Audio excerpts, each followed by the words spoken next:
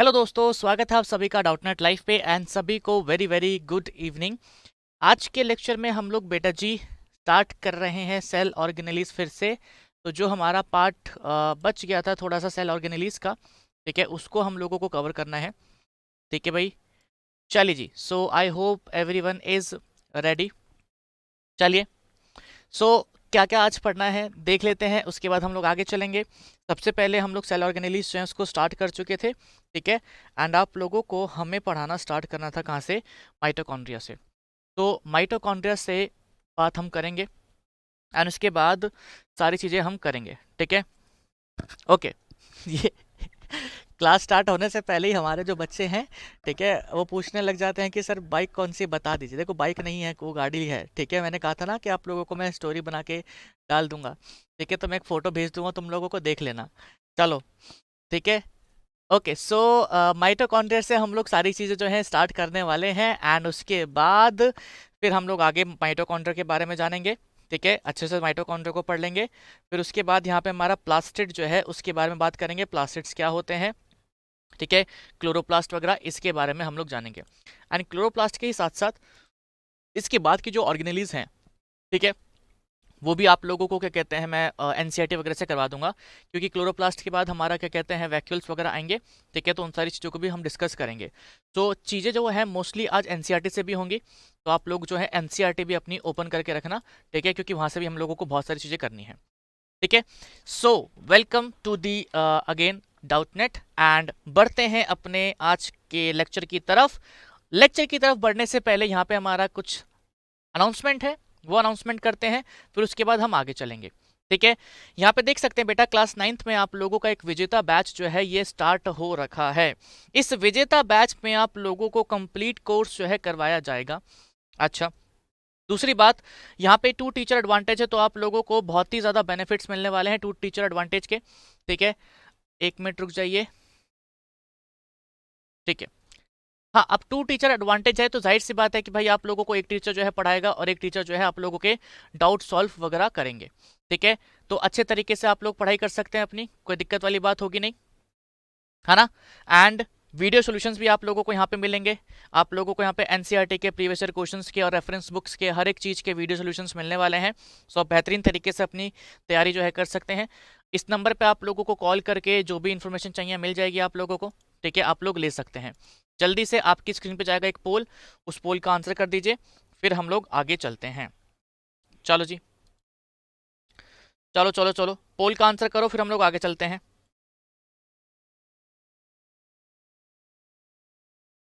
ठीक है भाई, पोल आप लोगों की स्क्रीन पे जा चुका है ना। नाउ अब हम बढ़ते हैं आगे की तरफ। एक हमारा बेटा डाउटनेट के ऊपर ना सफलता बैच भी स्टार्ट किया जा चुका है ना। इस सफलता बैच में भी आप लोगों को बहुत सारे बेनिफिट्स मिलने वाले हैं। एंड इस सफलता बैच में कह सकते हैं आप लोग, यहाँ पे आप लोगों का एक नया एक तरीके से रिवीजन कोर्स है। एंड यहाँ पे आपको एक शब्द दिख रहा होगा कि लोएस्ट प्राइस जो है गारंटी। तो बेसिकली यहाँ पे 999 से आप लोगों के जो अपने बैचेस हैं वो स्टार्ट हैं, ठीक है। 9 to 12 जो है बैचेस वो 999 से स्टार्ट है। एंड बाकी जेई और नीट जो है उसके 1999 से बैचेस जो है उसके फीस स्टार्ट है। तो आप लोगों को सबसे कम पैसों में बहुत ही अच्छा कोर्स जो है यहाँ पे मिल जाएगा। इफ़ इन केस अगर आप इंटरेस्टेड हैं तो इस कोर्स के बारे में जानने के लिए ऊपर दिए हुए नंबर के ऊपर कॉल कर सकते हैं, ठीक है। चलो जी, ठीक है, बहुत ही बढ़िया, बढ़ते हैं आगे, ठीक है। चलो जी,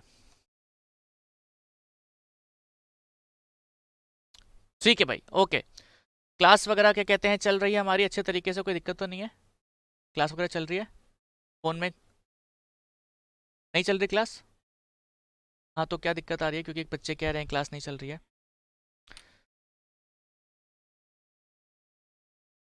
चलो जी, सो हाँ बेटा जी, क्लास वगैरह में दिक्कत आ रही है, सो आप लोग यूट्यूब पे देख सकते हैं। अब मैं सोच रहा हूँ कि इसको करवाऊँ, क्योंकि बहुत सारे बच्चे जो है हमारे परेशान हो जाएंगे, ठीक है। यूट्यूब पे चल रही है नहीं चल रही है? हाँ जी, चल रही है। चलो जी, सो अगर आप लोगों की क्लास जो है ऐप पे नहीं चल रही है, अगर यूट्यूब पे चल रही है, ठीक है, तो आप लोग वहाँ पे आ सकते हैं। चलिए, कभी कभी टेक्निकल इशू हो जाता है बेटा, टेक्निकल इशू के कारण हमारी जो क्लासेस वगैरह हैं वो नहीं चल पाती हैं। So just because of technical issues ये सारी चीज़ें हो जाती हैं। हाँ, इट्स ओके, इट्स ओके, कोई दिक्कत नहीं है, क्योंकि अभी देखा जा रहा है कि भाई क्यों ऐसा हो रहा है। ठीक है, सो चलो थोड़ा सा आगे बढ़ जाए। अब क्लास ऐप पे नहीं चल रही है तो फिर हमारा क्विज भी नहीं हो पाएगा, दिक्कत तो यहाँ पे ये है। तो हम सोच रहे हैं कि अब ये क्विज करवा दें या नहीं करवाएं, करवा दें या नहीं करवाएं, बताओ। चलो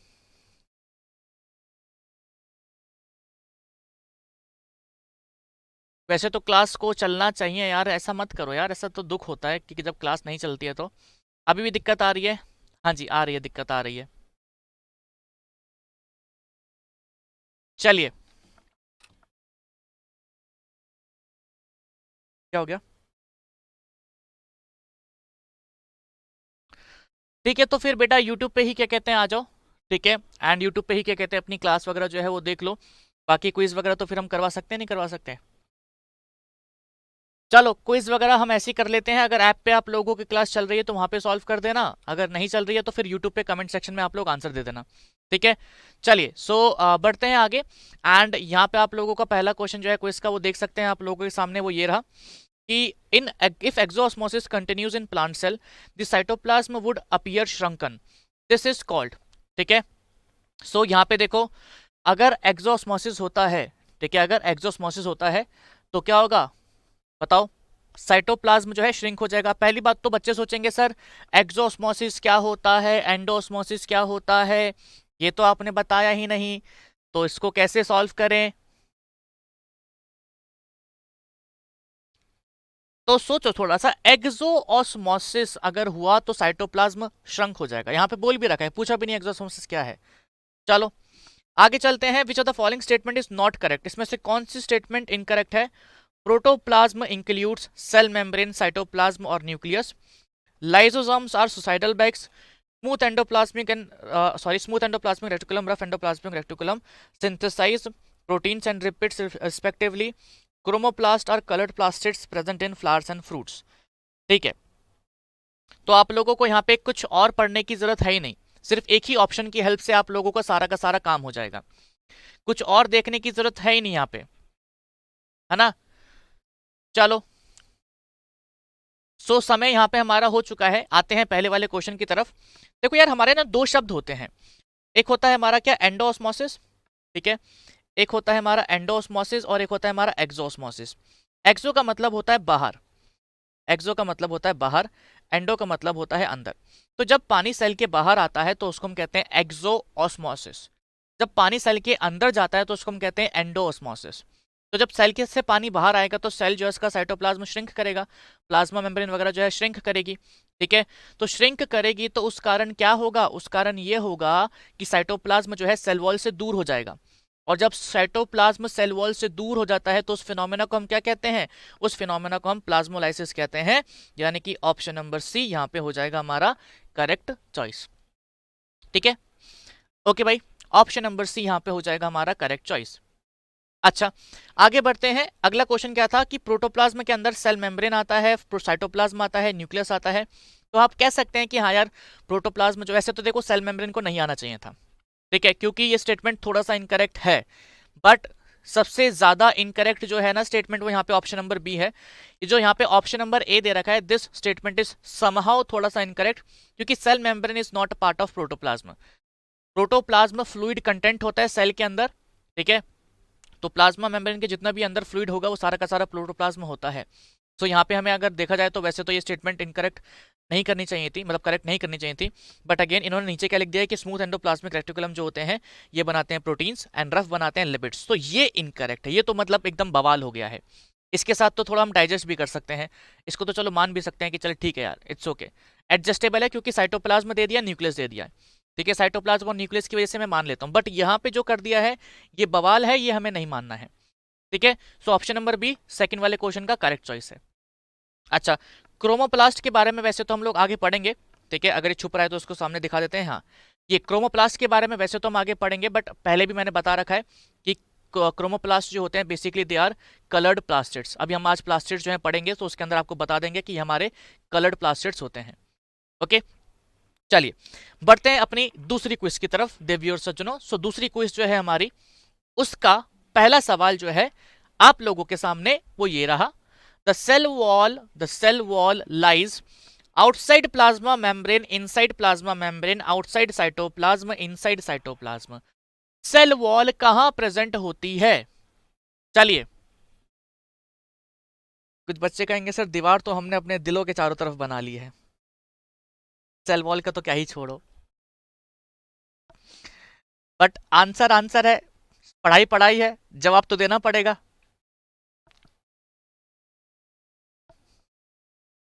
ठीक है, अगला सवाल यहां पे क्या है? The inner membrane of mitochondria form करती है क्रेस्ट। क्रेस्ट का मतलब क्या होता है? इनफोल्डिंग्स। ठीक है, और इनफोल्डिंग्स का नाम क्या है? बहुत ज्यादा इजी क्वेश्चन है यहाँ पे। ठीक है, सो क्या होगा हमारा यहाँ पे आंसर? चलिए, the inner membrane of mitochondria forms crest. उस क्रेस्ट को हम क्या कहते हैं? मैट्रिक्स कहते हैं, क्रेस्टाई कहते हैं, वेसिकल्स कहते हैं, या सिस्टर्नाई कहते हैं। ऐप पर क्लास नहीं चल रही है बेटा, I know, due to some technical error app पर क्लास नहीं चल रही है, सो आप लोग यूट्यूब पे देख सकते हैं। चलो जी, सो समय आप लोगों का होता है यहाँ पे समाप्त। आते हैं अब हम पहले वाले क्वेश्चन पे। The cell wall lies. देखिए भाई, जो सेल की वॉल होती है, देखो दीवार जो है घर के सबसे आखिरी हिस्से में होती है, सबसे मतलब आउटर। देखो वॉल क्यों बोला गया कि बाउंड्री है। ठीक है, तो प्लाज्मा मेम्ब्रेन हमारी एक फ्लेक्सिबल कवरिंग है, और फिर फ्लेक्सिबल कवरिंग के बाहर हमारी प्रेजेंट होती है क्या? Cell wall. अरे अभी एक क्वेश्चन करा है आप लोगों ने प्लाज्मोलाइसिस वाला, तो प्लाज्मोलाइसिस में हम लोगों ने बोला था कि साइटोप्लाज्म हमारा श्रिंक कर जाएगा। ठीक है, तो प्लाज्मा मेम्ब्रेन भी साथ में उसके श्रिंक कर जाती है क्योंकि फ्लेक्सिबल होती है, लेकिन सेल वॉल अपनी जगह पे रहती है। तो उस प्रोसेस को हमने प्लाज्मोलाइसिस वगैरह बोला था। तो सेल वॉल जो है हमारी आउटसाइड प्लाज्मा मेम्ब्रेन होती है। कुछ बच्चे आउटसाइड साइटोप्लाज्म भी कर देते हैं। नहीं बेटा नहीं, आउटसाइड साइटोप्लाज्म कैसे हो सकती है? हो ही नहीं सकती। आउटसाइड साइटोप्लाज्म प्रेजेंट है क्या? अपनी प्लाज्मा मेम्ब्रेन। प्लाज्मा मेम्ब्रेन के बाहर प्रेजेंट है क्या? हमारी सेल वॉल। ठीक है, चलो, तो ये जो बच्चे हैं जो आउटसाइड साइटोप्लाज्म वाले बच्चे हैं, ऐसा मत करना मार्क, वरना तुम लोगों को क्या कहते हैं पूछो मत। ठीक है, अब बच्चे कह रहे हैं कि क्यों सर सेल वॉल जो होती है हमारी आउटसाइड साइटोप्लाज्म क्यों नहीं होती? भाई ये कैसा सवाल है, क्यों नहीं होती है? अगेन, सेल का स्ट्रक्चर ऐसा है। ठीक है, सेल का स्ट्रक्चर ऐसा है। अब आप खुद सोचो कि यार सेल में अभी अगर किसी को प्रोटेक्शन चाहिए तो वो अपनी क्या कहते हैं सबसे ताकतवर सेना को सबसे बाहर की तरफ रखेगा ना। ये थोड़ी ना, अब एग्जाम्पल के तौर पे आप ये सोचिए, गलती से सोचिए कि आप किसी युद्ध में लड़ने जा रहे हैं, तो सबसे पहले अपने कमजोर सैनिक को भेजेंगे कि ताकतवर सैनिक को भेजेंगे? भाई ताकतवर सैनिक को भेजेंगे ना। और सेल का अगर स्ट्रक्चर याद होगा तो, यार प्लाज्मोलाइसिस वाला फिनोमेना भूल गए क्या? प्लाज्मोलाइसिस में मान लो हमारा एक सेल था। ठीक है, मान लो एक ये सेल है, तो हमने आप लोगों को दिखाया तो था जब सेल से पानी बाहर निकल जाता है तो सेल की शेप कुछ इस तरीके की हो जाती है। और ये जो स्पेस होता है बिटवीन दी प्लाज्मा मेम्ब्रेन और सेल वॉल, ये जो स्पेस होता है इस फिनोमेना से बनता है, इसको हम प्लाज्मोलाइसिस कहते हैं। चलो ऐसा मत करो, ठीक है, पाप लगेगा, मजाक नहीं कर रहे हैं, पाप लगेगा। अपने क्या कहते हैं बगल वाली रिंकी घर खाली करके चली जाएगी, ये बोल देता हूँ बस मैं, उतना काफी है। या बगल वाला राहुल जो है घर खाली करके चले जाएगा। ठीक है, फिर कोई देखने के लिए मिलेगा नहीं। चलिए आगे बढ़ते हैं। इनर मेम्ब्रेन ऑफ माइटोकॉन्ड्रिया जो है हमारा वो बनाता है इनफोल्डिंग्स, और उन इनफोल्डिंग्स को हम क्या कहते हैं? उसको हम कहते हैं क्रिस्टाई। ऑप्शन नंबर बी जो है यहाँ पे हमारा करेक्ट चॉइस है। ठीक है, सो माइटोकॉन्ड्रिया के बारे में कल छोटी मोटी बातें आप लोगों को बता दी थी, तो उन्हीं बातों को हम कंटिन्यू कर रहे हैं। और जल्दी से अब हम बढ़ते हैं आगे, माइटोकॉन्ड्रिया को थोड़ा डिटेल में पढ़ते हैं। ठीक है, चलो जी, ओके। सो अब आ जाइए हमारा यहाँ पर।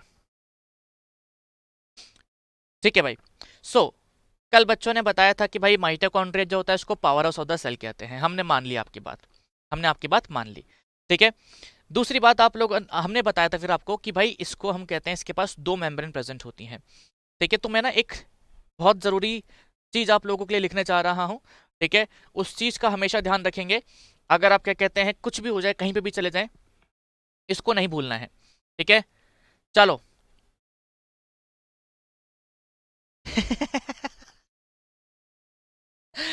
क्या यार, मतलब मैं ना कभी कभी अभी जैसे यूट्यूब पे क्लास चल रही है, ठीक है, तो बीच बीच में बच्चों के डाउट्स देखने के लिए ना, मतलब मैं ऐसे ही कुछ चेक कर लेता हूँ कि हाँ कुछ बच्चों को परेशानी तो नहीं है, ये तो नहीं है, और अलग ही चीज चल रही होती है, अलग ही चीज चल रही होती है। ठीक है, कोई कह रहा है कि अपना टाइम भी आने वाला है रिंकी से मिलने का, मतलब लोगों ने टाइम फिक्स कर रहे हैं। ठीक है, कि रिंकी 6 बजे छत पे आती है तो हम लोगों को भी काम निपटा करके 6 बजे छत पे जाना है। ठीक है, वो होता ही नहीं कि सुबह रिंकी कपड़े डालने आएगी, ठीक है, दिन में क्या कहते हैं टहलने आएंगी, फिर शाम को टहलने आएंगी, फिर रात को क्या कहते हैं खाना खाने के बाद वॉक पे आएंगी। ठीक है, तो एक पूरा शेड्यूल लिख लेते हैं लड़के। ठीक है यार, लड़कियां भी ऐसे कर लेती हैं, राहुल का पूरा शेड्यूल लिख रखा होगा। चलो, ओके। सो देखिए भाई, ये बातें जो हैं आप लोगों के लिए बेहद ज़रूरी है, आप लोगों को आगे जीवन भर काम क्या कहते हैं दिलाएंगी। हमेशा याद रखेंगे कि हमारा जो सेल होता है, ठीक है, उसके अंदर न्यूक्लियस के पास, या हमारी जो रिंकी है उसके अंदर न्यूक्लियस के पास, माइटोकॉन्ड्रिया के पास, ठीक है, क्लोरोप्लास्ट हम लोगों ने अभी नहीं पढ़ा है, क्लोरोप्लास्ट आगे पढ़ेंगे। क्लोरोप्लास्ट के पास, इनके पास प्रेजेंट होती है डबल मेम्ब्रेन, इनके पास प्रेजेंट होती है डबल मेम्ब्रेन, यानी कि they are surrounded by two membranes, double protection. ठीक है, टू मेम्ब्रेन्स से ये सराउंडेड है हमारे। अच्छा, अगर हम लोग बात करें किसकी, अगर हम लोग बात करें बाकी सारे स्ट्रक्चर्स की, इसको छोड़ करके जो भी बचता है, ठीक है, गोल्जी बॉडी हो गया, या आप कह सकते हैं Golgi apparatus, endoplasmic reticulum, vacuoles हो गए, वैक्यूल्स के बारे में भी हम लोगों को आगे पढ़ना है, लाइजोसोम्स हम लोग पढ़ चुके हैं। ठीक है, तो जितने भी हैं सारे के सारे सिंगल मेम्ब्रेन से सराउंडेड है, सिंगल मेम्ब्रेन। अगर ऐसे याद नहीं रखना तो ऐसे याद रख लो कि ये तीनों के पास डबल मेम्ब्रेन है, और राइबोसोम के पास, राइबोसोम के पास नो मेम्ब्रेन, कोई भी मेम्ब्रेन नहीं है। बाकी जितने भी बचते हैं हमारे सबके पास एक एक मेम्ब्रेन पड़ी है। बाकी जितने भी पड़े बचे हैं हमारे स्ट्रक्चर सेल के अंदर, उन सब के पास एक एक मेम्ब्रेन पड़ी होती है। न्यूक्लियस, माइटोकॉन्ड्रिया, क्लोरोप्लास्ट के पास 2 मेम्ब्रेन है, राइबोसोम्स के पास कोई भी मेम्ब्रेन नहीं है। बाकी जितने स्ट्रक्चर सेल के अंदर रह गए हैं सबके पास एक एक मेम्ब्रेन रखी हुई है। ठीक है, समझ में आ गई बात? ओके, बढ़िया। ठीक है, तो इसकी अगर एक हम छोटी सी ट्रिक बनाए, तो हमारे बच्चे ने एक छोटी सी ऐसी ट्रिक भेजी है। ठीक है, एक हमारी बच्ची है, उन्होंने एक छोटी सी ट्रिक भेजी है, इसको आप याद रख सकते हैं किससे, NMC से। ठीक है, नूडल्स मैगी चिप्स। ठीक है, वैसे नूडल्स और मैगी तो सेम सेम होते हैं, इन दोनों में डिफरेंस क्या है, नूडल मैगी चिप्स। ठीक है, तो अगर आप लोग चाहें तो इससे याद रख सकते हैं, N for nucleus, M for mitochondria, C for chips. तो नूडल मैगी चिप्स से या NMC से याद रख सकते हैं, इनके पास डबल मेम्ब्रेन होती है। ठीक है, बाकी राइबोसोम के पास कोई भी मेम्ब्रेन नहीं होती है। तो आपको जो ठीक लगे, जैसे ठीक लगे, हमें तो बस ये चाहिए कि आपको याद हो जाए, आप लोग इससे याद कर सकते हैं। चलिए जी, आगे बढ़ते हैं अपने अगले पॉइंट की तरफ। नेक्स्ट यहाँ पे जो है हमारा पॉइंट क्या लिख रखा है कि आउटर मेम्ब्रेन जो है कैसी है, पोरस है, और इनर मेम्ब्रेन जो है वो कैसी है, डीपली इन्फोल्डेड। तो कल इसके बारे में बात हम लोगों ने करी थी। ठीक है, सो बेसिकली देखो, आउटर मेम्ब्रेन के अंदर ना छोटे छोटे छोटे छोटे छेद प्रेजेंट होते हैं, और इनर मेम्ब्रेन आप लोगों को दिख ही रही है, अंदर की तरफ फोल्डेड है। कैसी है, अंदर की तरफ फोल्डेड है। ठीक है, ओके भाई, चलो जी। So outer membrane is porous and inner membrane is deeply folded. कैसी है वो, फोल्डेड है। अच्छा, अब सवाल उठता है कि सर इनर मेम्ब्रेन जो है हमारी फोल्डेड क्यों है, इनर मेम्ब्रेन जो है फोल्डेड क्यों है। यार देखो, एक ना बहुत ही अच्छा सा इसके पीछे का लॉजिक है। ठीक है, पोरस का मतलब जी हाँ बिल्कुल, उसके अंदर छेद प्रेजेंट है, पोर्स प्रेजेंट है।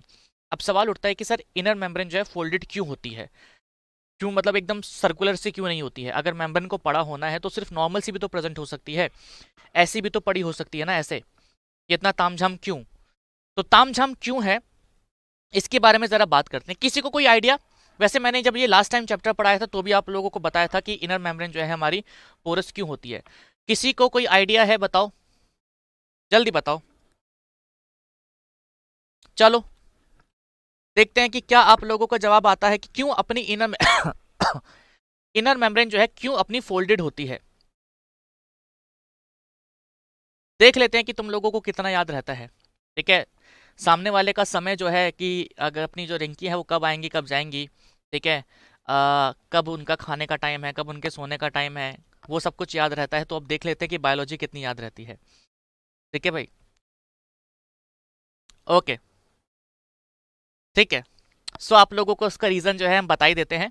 असल में देखो मुन्ना होता क्या है, ठीक है, होता क्या है, एक आप लोगों के पास छोटा सा क्या कहते हैं एग्जाम्पल लेते हैं, ठीक है। एक सड़क, इसमें भी मेरे को बहुत ही अच्छा एग्जाम्पल आ रहा है और मेरे को नहीं पता कि एग्जाम्पल्स मेरे दिमाग में कैसे आ जाते हैं, बस आ जाते हैं, ठीक है। मैं इसका एक बहुत अच्छा सा एग्जाम्पल देता हूँ, अभी रुको, ठीक है। अपना अपना जो भी क्या कहते हैं आप लोगों को दोस्त इमेजिन करना है जिसके साथ आप लोग वॉक पे जाना चाहते हैं, उसको इमेजिन कर लीजिए, ठीक है। क्योंकि मेरे पास एक बहुत ही अच्छा क्या कहते हैं एग्जाम्पल आया है, तो उसको अब हम डिस्कस करने वाले हैं, ठीक है। एक मिनट रुकिए, हाँ जी। सो मान लीजिए कि ये एक सड़क है, एक सीधी ऐसी सड़क है, ठीक है। यहाँ पे आप खड़े हैं, ठीक है। यहाँ पे अपने क्या कहते हैं आपके खास दोस्त खड़े हैं, जिसका भी आपको मन चाहे, जिसके साथ भी आपको एक लंबी क्या कहते हैं वॉक पे जाना है, ठीक है। आप लोग उसका एग्जाम्पल ले सकते हैं। अच्छा, अब यहाँ अच्छा देखो, ठीक है। अब यहाँ पे मान लीजिए किसी का भी एग्जाम्पल ले सकते हैं। यहाँ पे चलो एग्जाम्पल ले लो, मेरे को अपनी क्लास के ऐसे कुछ 2-4 बच्चों के नाम याद हैं, तो मान लेते हैं कि भाई ये कुंदन है, ठीक है। कुंदन अपनी वॉक पे निकले हैं अपनी खास दोस्त के साथ, ठीक है। और यहाँ पे मान लेते हैं कि हमारे एक दूसरे स्टूडेंट हैं, ठीक है, ऐसे। चलो जी, या इसको ज़रा सही करते हैं, ठीक है। ठंडी ठंडी हवाएं चल रही हैं, विंटर का मौसम है, सारी चीज़ें एकदम बढ़िया तरीके से हो रही हैं। ये वॉक पे निकले, अब कुंदन वॉक पे निकले, कुंदन वॉक पे निकले, ठीक है। चलो, तो ये बड़ी जल्दी से वॉक करके वापस आ गए, ठीक है। ये कह सकते हैं कुंदन यहाँ से आगे गए, यहाँ से वापस पीछे आ गए। अच्छा, ये श्रुति यहाँ पे वॉक पे गई, ये मस्त आराम से अपना वॉक कर रही हैं, कर रही हैं, कर रही हैं। इनकी आधी वॉक हुई, उतने में कुंदन की वॉक खत्म हो गई। अब कुंदन को लगा, जब कुंदन अगले दिन श्रुति से मिले तो उनको लगा कि यार तुमने ऐसा क्या करा कि तुम इतनी देर तक बाहर घूमे, हम तो बस बाहर गए और वापस आ गए, पता भी नहीं लगा। तो अब यहाँ पे फायदा हुआ क्या श्रुति को, देखो कि श्रुति ने अपना रास्ता जो है वो एकदम सीधा ना चल करके टेढ़ा मेढ़ा चला, ठीक है। और टेढ़े मेढ़े रास्ते से चलने की वजह से, ठीक है, वो जो रास्ता था वो उनके लिए काफी लंबा हो गया, ठीक है। आप समझ रहे हैं ना, एक रस्सी को आपने एकदम सीधा लगा दिया, ठीक है। एक रस्सी को आपने यहाँ से लेकर यहाँ तक एकदम सीधा लगा दिया, और एक रस्सी को आपने क्या कहते हैं ऐसे ऐसे क्या कहते हैं वो कर दिया, ठीक है। तो बेटा जी उस केस में क्या होगा, उस केस में जाहिर सी बात है कि इस वाली रस्सी की लेंथ जो है, नीचे वाली रस्सी की लेंथ जो है वो इंक्रीज कर जाएगी, करेगी नहीं करेगी, खुद सोचो। और अगर आप ऊपर और नीचे कंपेयर करेंगे तो दोनों का डिस्टेंस जो है ऑलमोस्ट कह सकते हैं सेम है। हाँ भाई, बस डिस्प्लेसमेंट जो है हमारी किसने, श्रुति ने ज्यादा कर दिया, आप ऐसा समझ सकते हैं कि घूम फिर करके जा रही हैं, ठीक है, डायरेक्टली नहीं जा रही हैं, ठीक है। सॉरी, गलत बोल दिया मैंने, आई गेस दोनों का डिस्प्लेसमेंट सेम है, ठीक है, क्योंकि डिस्प्लेसमेंट जो होता है शॉर्टेस्ट डिस्टेंस होता है। तो दोनों के केस में, एक मिनट, तो दोनों के केस में डिस्प्लेसमेंट सेम है, ठीक है। या आप कह सकते हैं कुंदन के केस में, अरे हाँ, कुंदन के केस में डिस्प्लेसमेंट जो है ये हमारा बराबर है किसके, डिस्टेंस के, ठीक है। लेकिन अपना श्रुति के केस में डिस्टेंस जो है हमारा, ठीक है, ये बड़ा है देन डिस्प्लेसमेंट। डिस्प्लेसमेंट देख रहे हो, फिजिक्स भी आती है हमें, और बताओ, फिजिक्स भी हम पढ़ा सकते हैं। डिस्प्लेसमेंट क्या होता है, शॉर्टेस्ट डिस्टेंस बिटवीन 2 पॉइंट्स। तो इस पॉइंट के बीच में, इस पॉइंट के बीच में और इस पॉइंट के बीच में शॉर्टेस्ट डिस्टेंस क्या है, सीधा रास्ता एकदम, ठीक है। इस पॉइंट के बीच में और इस पॉइंट के बीच में शॉर्टेस्ट डिस्टेंस क्या होना चाहिए था, ये वाला होना चाहिए था, ये वाला होना चाहिए था। लेकिन श्रुति जो है आड़ा टेढ़ा घूम करके गई, ठीक है। तो इसी वजह से होता क्या है कि जब हम चीजों को आड़ा टेढ़ा मोड़ देते हैं तो कम जगह पे ज्यादा कह सकते हैं सरफेस एरिया बढ़ जाता है। माइटोकॉन्ड्रिया ने अपने क्या करा है, माइटोकॉन्ड्रिया ने अपने आप को, अपनी इनर वॉल को ऐसे फोल्ड कर दिया है, और फोल्ड करने की वजह से यहाँ पर देखो माइटोकॉन्ड्रिया की वॉल्स के अंदर ना, उसकी वॉल्स के अंदर एक कह सकते हैं एंजाइम होती है जिसका नाम क्या है, एटीपी सिंथेटेस। आपको ये एंजाइम का नाम याद रखने की जरूरत नहीं है, एटीपी सिंथेटेस एंजाइम होती है, और ये जो एंजाइम होती है यही बनाती है एटीपी, ठीक है। तो माइटोकॉन्ड्रिया ज्यादा से ज्यादा एंजाइम अगर अपने पास रखेगा तो जाहिर सी बात है कि क्या करेगा, ज्यादा से ज्यादा क्या बनाएगा, एटीपी बनाएगा। मानते हो इस बात को, नहीं मानते? अगर माइटोकॉन्ड्रिया के पास ज्यादा एंजाइम्स होंगी तभी तो ज्यादा से ज्यादा एटीपी बनाएगा ना, हाँ या नहीं भाई? अगर कम एंजाइम होगी तो कम एटीपी बनेगी। तो इस वजह से अपनी जो अंदर वाली वॉल होती है उसको वो कैसे करके रखता है, फोल्ड करके रखता है। तो यही रीजन है कि जो अपने माइटोकॉन्ड्रिया है वो क्रिस्टल बनाता है, this is the only reason. हाँ जी, तो अब उम्मीद करते हैं कि आप लोग इस एग्जाम्पल की हेल्प से ये एक अच्छा सा कॉन्सेप्ट जो है सीख गए हैं। ठीक है, और देखो तुम्हारे सर के पास टैलेंट है, बैठे बैठे अपने आप ही दिमाग में एग्जाम्पल्स आ जाते हैं, सर को मेहनत करने की जरूरत नहीं पड़ती है। ठीक है, बढ़ते हैं अब हम आगे। सो नेक्स्ट पॉइंट यहाँ पे क्या लिखा है, the energy required for various chemical activities needed for life is released by mitochondria in form of ATP. ATP का फुल फॉर्म क्या होता है, एडिनोसाइन ट्राइफॉस्फेट मॉलिक्यूल्स। तो जो बेसिक एक्टिविटीज के लिए एनर्जी की जरूरत पड़ती है वो माइटोकॉन्ड्रिया रिलीज करता है किस फॉर्म में, इन फॉर्म ऑफ एटीपी। ठीक है, किस फॉर्म में रिलीज करता है, in form of ATP. Okay भाई, सही है, मतलब बढ़िया है, यहां तक कोई दिक्कत तो नहीं है। अच्छा, एक बार ये अपनी एनसीईआरटी भी जरा खोल लीजिए, एक थोड़ा सा कष्ट कर लीजिए, अगर आप लोगों के पास थोड़ा सा मतलब समय है तो प्लीज। चलिए, सेल वाला चैप्टर जो है एनसीईआरटी के अंदर खोल लीजिए जल्दी से।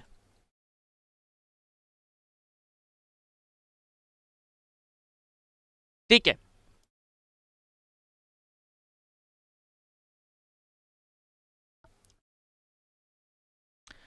ओके, तो हम भी अपनी एनसीईआरटी खोल लेते हैं एंड आप लोगों को यहाँ पे कुछ बातें जो हैं वो दिखा देते हैं, एक मिनट भी बताना है।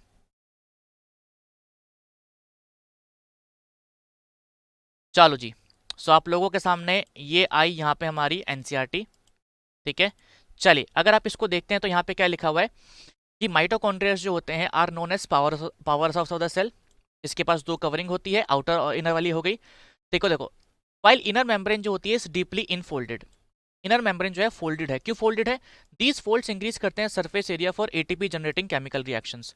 तो जो एटीपी जनरेट होने वाले केमिकल रिएक्शंस हैं उनको ज्यादा सरफेस एरिया मिलता है, इस कारण ज्यादा एटीपी मिलता है।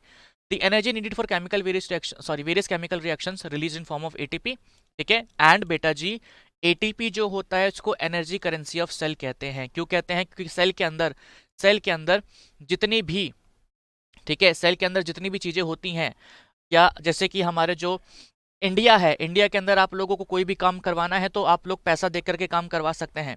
कोई भी काम इन द सेंस की कोई भी चीज़ खरीदनी है, कुछ भी आप लोग चाहते हैं, ठीक है, छोटी से छोटी चीज़, बड़ी से बड़ी चीज़ आप लोग पैसा दे करके खरीद सकते हैं।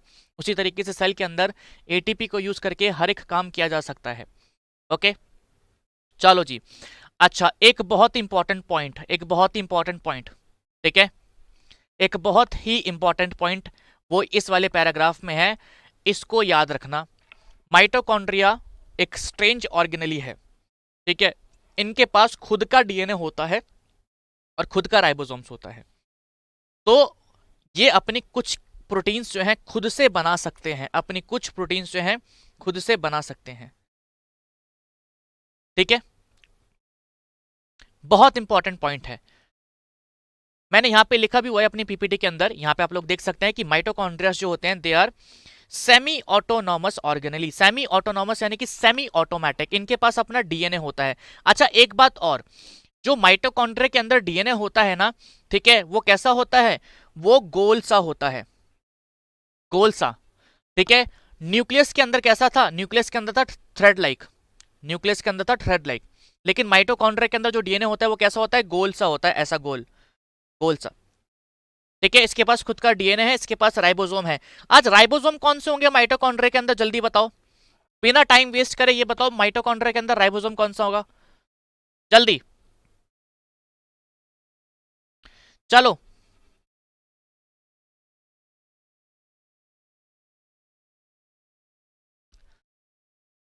ठीक है, राइबोसोम कौन सा होगा, 70S या 80S। एक सवाल हमारे पास आ रहा है कि भाई माइटोकॉन्ड्रिया सर किसने डिस्कवर किया था, वैसे तो इंपॉर्टेंट है नहीं, ठीक है, बट हमारे एक साइंटिस्ट थे, क्या कहते हैं, आल्टमैन। ठीक है, इन्होंने माइटोकॉन्ड्रिया को डिस्कवर किया था, जरूरत नहीं है। ठीक है, सो बहुत ही बढ़िया, यहाँ पे राइबोसोम्स होते हैं 70S होते हैं। अच्छा, साइटोप्लाज्म में और ईआर के ऊपर या आरईआर के ऊपर कैसे होते हैं, साइटोप्लाज्म में और आरईआर के ऊपर कैसे होते हैं, बताओ भाई। ठीक है, साइटोप्लाज्म में और आरईआर में कैसे होते हैं, तो वहां पे होते हैं एटीएस। ठीक है, हमेशा याद रखेंगे बेटा कि माइटोकॉन्ड्रिया के अंदर जो साइट अपना राइबोसोम्स होते हैं वो कैसे होते हैं, वो प्रोकैरियोट जैसे होते हैं। और अभी मैं आपको आगे क्या कहते हैं क्लोरोप्लास्ट भी पढ़ाऊंगा, तो क्लोरोप्लास्ट के अंदर भी जो अपने राइबोसोम्स प्रेजेंट होंगे वो भी कैसे होंगे, 70 ऐसे होंगे, जस्ट लाइक प्रोकैरियोट्स। ठीक है, ये छोटी छोटी बातें हैं, यही याद रखने वाली बात होती हैं। बाकी बड़ी बातों को तो सब याद रखते हैं और उनको याद रखने का कुछ फायदा भी नहीं है ना। चलिए जी, सो यहाँ पे हमारा माइटोकॉन्ड्रिया होता है फिनिश, और अब हम आ गए हैं प्लास्टिड्स के ऊपर। सो प्लास्टिड्स के बारे में जरा हम समझते हैं। ठीक है, चलो बहुत बढ़िया। सो देखो, इस वाले टेबल पे फोकस ना करके आप लोग क्या करो, इस वाले टेबल पे फोकस ना करके मैं आप लोगों के लिए एक अलग सा टेबल बना देता हूँ अकॉर्डिंग टू योर एनसीईआरटी। वैसे चलो कोई दिक्कत नहीं है, उससे भी कर सकते हैं हम लोग। ठीक है, इससे भी हम लोग कर सकते हैं। देखो हुआ क्या है कि हमारी एनसीईआरटी में क्या बोला गया है, इसको देख लेते हैं। उसके लिए आप लोगों को एनसीईआरटी खोलना जरूरी है, तो जल्दी से एनसीईआरटी पे आते हैं वापस से। हाँ जी, सो हमारी एनसीईआरटी में क्या बोला गया है कि प्लास्टिड जो होते हैं हमारे बेसिकली यहाँ पे दो तरीके के होते हैं, क्रोमोप्लास्ट और ल्यूकोप्लास्ट। ठीक है, क्रोमोप्लास्ट और ल्यूकोप्लास्ट। अब क्रोमोप्लास्ट जो होते हैं, क्रोम, बेटा क्रोम शब्द जो होता है it is related to colour.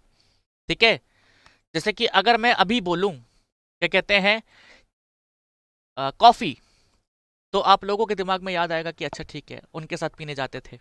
ठीक है, अगर मैं आप लोगों के बोलूं कि हाँ भाई मोमोस, तो आप कहेंगे कि हाँ भाई उनके साथ खाते थे। ठीक है, पता नहीं अभी भी खाते होंगे नहीं खाते होंगे, बट अगर मैं आप लोगों के बोलूं कि हाँ भाई चलो घूमने चलते हैं, तो हाँ भाई उनके साथ घूमने जाते थे। ठीक है, सो क्रोमोप्लास्ट में जो क्रोम शब्द है that is coloured, that is for coloured. So plastid जो है हमारी, पहली बात तो प्लास्टिड जो है हमारी, इनके पास भी दो मेम्ब्रेन होती हैं। ठीक है, दो मेम्ब्रेन होती हैं। एंड प्लास्टिड जो होती है mainly they are involve in, कह सकते हैं आप लोग, स्टोरेज में या फॉर्मेशन ऑफ फूड में। या तो ये स्टोरेज करेंगे फूड का, या तो उसको मैन्युफैक्चरिंग करेंगे। ठीक है, क्या कर रहे हैं, स्टोरेज कर रहे हैं या मैन्युफैक्चरिंग कर रहे हैं, समझ में आ रहा है भैया। अच्छा, सो क्रोमोप्लास्ट जो होता है, ऐसे क्रोमोप्लास्ट जिसके अंदर क्लोरोफिल प्रेजेंट हो उसको हम कहते हैं क्लोरोप्लास्ट।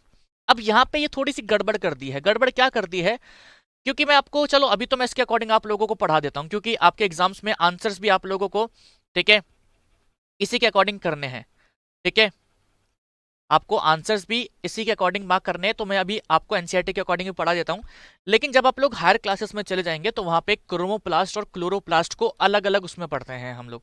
ठीक है, अलग अलग टाइप्स में पढ़ते हैं, बट यहाँ पे क्रोमोप्लास्ट का ही टाइप दे रखा है, तो वो कोई बात दिक्कत वाली बात नहीं है, तो हम इसी के अकॉर्डिंग चलते हैं। सिंपली क्या बोला गया भाई, प्लास्टिड्स दो तरीके के हैं, कलर्ड प्लास्टिड और कलरलेस। ल्यूको का मतलब क्या होता है, व्हाइट। ल्यूको का मतलब क्या होता है, व्हाइट। ठीक है, सो क्रोमोप्लास्ट ऐसा कलर्ड प्लास्टिड जिसके अंदर क्लोरोफिल प्रेजेंट हो, उसको हम क्या कहते हैं, उसको हम क्लोरोप्लास्ट कहते हैं। यहां पे क्या लिखा है कि ऐसा क्रोमोप्लास्ट जिसके अंदर क्या प्रेजेंट हो, क्लोरोफिल प्रेजेंट हो, उसको हम क्लोरोप्लास्ट कहते हैं। क्या कहते हैं मुन्ना, क्लोरोप्लास्ट कहते हैं। ठीक है, क्लोरोफिल क्या है, क्लोरोफिल एक हरे रंग का पिगमेंट है। क्लोरोफिल क्या है, एक हरे रंग का पिगमेंट है। पिगमेंट एक वो सब्सटेंस होता है जो लाइट को एब्जॉर्ब कर सकता है। पिगमेंट एक वो सब्सटेंस है जो लाइट को एब्जॉर्ब कर सकता है। तो ये लाइट को एब्जॉर्ब करता है और उस लाइट को यूज करता है किसके लिए, खाना बनाने के लिए।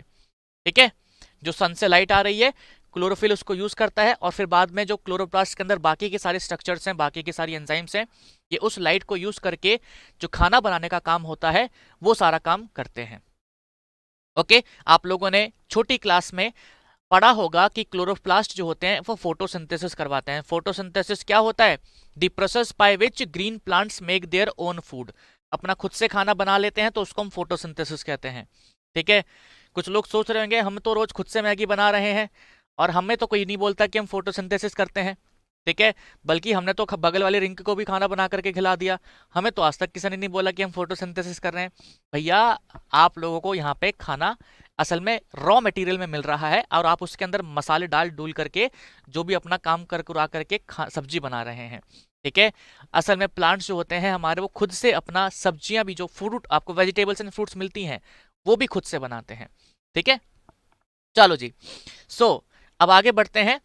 यहाँ पे क्या दे रखा है कि क्लोरोप्लास्ट ऑल्सो कंटेन करता है क्या, वेरियस येलो और orange pigments in addition to chlorophyll.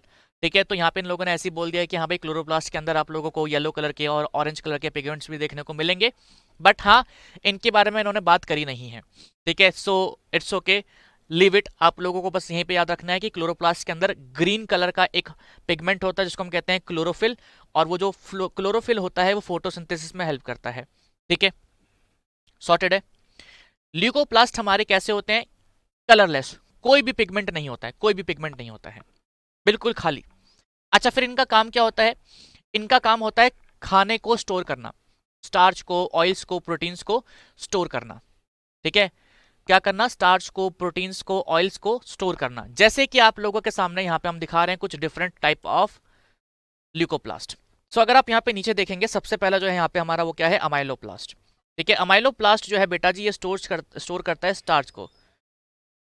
लायोप्लास्ट जो होता है हमारा, ये स्टोर करता है लिपिड्स को और फैट्स को, लिपिड्स स्लैश फैट्स। प्रोटीनोप्लास्ट जो होता है ये स्टोर करता है किसको? प्रोटीन्स को। स्टोर करता है किसको? प्रोटीन्स को। ठीक है, तो स्टार्च, लिपिड और फैट्स और प्रोटीन्स को स्टोर करने के लिए 3 तरीके के हमारे पास ल्यूकोप्लास्ट हैं। आप लोगों को बस ये याद रखना है। ठीक है, तो इनके नाम अगर आप लोगों को नहीं दिख रहे हैं तो हम लोग जूम कर देते हैं। वैसे तो तुम्हारी आंखें बड़ी तेज हैं, ठीक है, 10 घर को छोड़ के भी कोई अगर खड़ा होगा तो उसको भी देख लोगे। ठीक है, बट यहाँ पे आप लोग देख सकते हैं अमाइलोप्लास्ट, लायोप्लास्ट और प्रोटीनोप्लास्ट। नाम भी जिस चीज को स्टोर कर रहे हैं उससे रिलेटेड हैं। चलिए जी, ठीक है, तो अब आगे बढ़ते हैं, यहां पे आते हैं क्लोरोप्लास्ट के ऊपर आते हैं। क्लोरोप्लास्ट के बारे में थोड़ी बहुत बातें जान लो, कुछ खास बातें नहीं। पहली बात तो ये कि ये भी हमारी सेमी ऑटोनॉमस है, सेमी ऑटोनॉमस है, नॉमस। ठीक है, और इसके पास भी अपना डीएनए होता है, इसके पास भी अपना राइबोसोम्स होते हैं, राइबोसोम्स। ठीक है, इसके पास भी डबल मेम्ब्रेन है, इसके पास भी डबल मेम्ब्रेन है, और ये फोटोसिंथेसिस करवाता है, एंड इसके अंदर क्लोरोफिल पिगमेंट प्रेजेंट है। ठीक है, फोटोसिंथेसिस। राइबोसोम्स इसके अंदर भी कैसे होंगे? 70s होगा। डीएनए इसके अंदर भी कैसा होगा? गोल, सर्कुलर। ठीक है, गोल होगा। न्यूक्लियस के अंदर कैसा होता है? थ्रेड लाइक होता है। ठीक है भाई, न्यूक्लियस के अंदर कैसा होता है? थ्रेड लाइक होता है। तो यहाँ पे हमारा डीएनए कैसा है? यहाँ पे हमारा डीएनए सर्कुलर है, गोल है। ठीक है, सो यहाँ पे आप लोग देख सकते हैं कि, अच्छा एक मिनट रुको, हाँ जी, यहाँ पे आ जाओ। चलो जी, सो यहाँ पे क्या बोला गया है कि इंटरनल ऑर्गेनाइजेशन ऑफ क्लोरोप्लास्ट जो होता है कंसिस्ट करता है बहुत सारे membrane layers embedded in material called stroma. Again important नहीं है, छोड़ो उसको, गोली मारो। ठीक है, these are similar to mitochondria and external structures like mitochondria plastids also have their own DNA and ribosomes। तो यहाँ पे इन्होंने लिखा हुआ है कि माइटोकॉन्ड्रिया की तरह हमारा जो क्लोरोप्लास्ट होते हैं इनके पास भी खुद का डीएनए होता है, इनके पास भी खुद का राइबोसोम्स होता है। ठीक है, चलो। अरे यार तुम लोग एक तो रोज याद दिला दिला करके ना एकदम टेंशन में डाल देते हो कि सर 14 नवंबर आने वाला है, आने वाला है, आने वाला है। अरे पता है यार, आज 12 तारीख हो गई है। ठीक है, कल हम क्या कहते हैं आप लोगों के साथ वो शेयर कर देंगे, गूगल मीट का एक नंबर शेयर कर देंगे। उस नंबर को डायल करके ना गूगल मीटिंग जो है ज्वाइन हो जाती है। तो हम लोग जूम की जगह देखते हैं, अगर जूम पे भी नंबर वाला सीन सिस्टम होगा, ठीक है, तो वैसे कर लेंगे, या गूगल मीट पे नंबर शेयर कर देंगे आप लोगों के साथ। फिर संडे को हम लोग क्या कहते हैं कॉन्फ्रेंस कॉल जो है, सारे बच्चे एक टाइम डिसाइड करके उस टाइम पे कॉन्फ्रेंस कॉल कर लेंगे। ठीक है, दिन का टाइम या सुबह का टाइम जो भी होगा, 1 बजे का, 2 बजे का, इस हिसाब से सारी चीज़ें कर लेंगे। ठीक है, शाम का टाइम जो भी होगा, ठीक है, उस टाइम पे कर लेंगे, कोई दिक्कत वाली बात नहीं है। तो टीचर्स अगर अपने घर से करना चाहिए तो वो भी कर सकते हैं, क्योंकि संडे को देखो किसका आने का मन करता है ऑफिस यार। ठीक है, हम लोगों को एक संडे मिलता है, अब तुम उसमें भी ऑफिस बुलाओगे तो बड़ा दुख होगा। थोड़ा अपने टीचर्स के बारे में भी सोचो। ठीक है, बाकी डाउटनेट का जो टूर वगैरह है वो हम आप लोगों को ऐसे ही करवा देंगे। ठीक है, दिखा देंगे, मतलब देखते हैं, शायद ऑफिस भी आ जाए, कोई दिक्कत वाली बात नहीं है। ठीक है, सो विल सी कि कैसे करना है। अच्छा, बाकी यहाँ पे आप लोग देख सकते हैं हमारा सिर्फ वैक्यूल्स बच गया है। ठीक है, सो वैक्यूल्स आप लोगों को मैं कल करवा दूंगा। एंड हमारा यहाँ पे क्या कहते हैं cell cycle and cell division वाला थोड़ा सा पार्ट वही सेल डिवीजन वाला थोड़ा सा पार्ट बच चुका है। सो ये आराम से एक लेक्चर में कवर हो जाएंगे, तो कल हमारा पूरा का पूरा चैप्टर का रिवीजन कंप्लीट हो जाएगा। एंड मंडे से आप लोगों की फिजिक्स जो है वो स्टार्ट हो जाएगी मोस्ट प्रोबेबली। ठीक है, सो सी यू ऑन मंडे। अच्छे से अपना, सॉरी सॉरी अभी बीच में सैटरडे है, ठीक है। तो सी यू ऑन सैटरडे, यानी कि सी यू टुमारो। तब तक के लिए अपना ध्यान रखिए, अच्छे से पढ़ते रहिए। Bye bye and thank you so much.